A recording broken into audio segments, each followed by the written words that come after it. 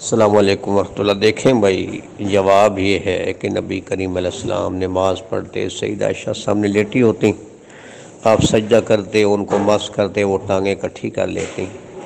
بات یہ ہے کہ آپ جانتے ہیں کہ میاں بیوی میں ہر وقت وہی والا تصور تو نہیں ہوتا ہے زواجی تعلق میں۔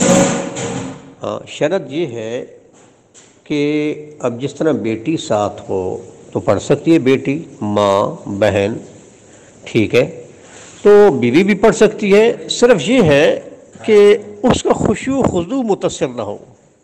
مثلا ہم مثال بیان کرتے ہیں کہ ایک خاوند سفر سے آیا، کافی دنوں کے بعد ان کا یعنی رات کو انجوائے کرنے کا پروگرام ہے، تو پھر خاوند کے خیالات ادھر ہی جائیں گے، بیوی کے خیالات بھی ادھر جائیں گے۔ تو بالکل اگر وہ مل کر کھڑی ہوں، تب اگر تھوڑے فاصلے پر ہیں، ایک نماز بڑی ہے اور ان کا جسم ٹچ نہیں کر رہا، تو پھر تو کوئی ٹینشن ہی نہیں ہے۔ لیکن صرف شرط یہ ہے، اب دیکھیں نا، میاں بیوی کا کوئی تعلق صرف ازدواجی تعلق کا تو نہیں ہے۔ میاں بیوی اکٹھے رہتے ہیں، جب وہ چاہے رات کو دن کو انجوائے کر لیتے ہیں، اکٹھے بیٹھے تو ان کا خیال ادھر جاتا ہی نہیں ہے، ان کا خیال ادھر جاتا ہی نہیں، تو بے شک وہ نماز بھی پڑھ لیں۔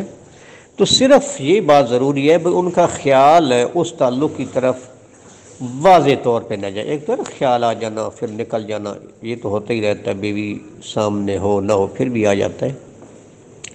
تو ایسا خیال بیوی کے ساتھ ازدواجی تعلق کا جس سے نماز کا خشوع و وضو متاثر ہو، اس سے بندہ بچے، اس سے بندہ بچے۔ باقی حرج نہیں ہے، عام جو قانون ہے اس کے مطابق بیوی آگے نماز پڑھ رہی ہے، خاوند پیچھے، خاوند آگے، بیوی پیچھے، اکیلی نماز دائیں بائیں کھڑے ہیں، کوئی حرج نہیں ہے۔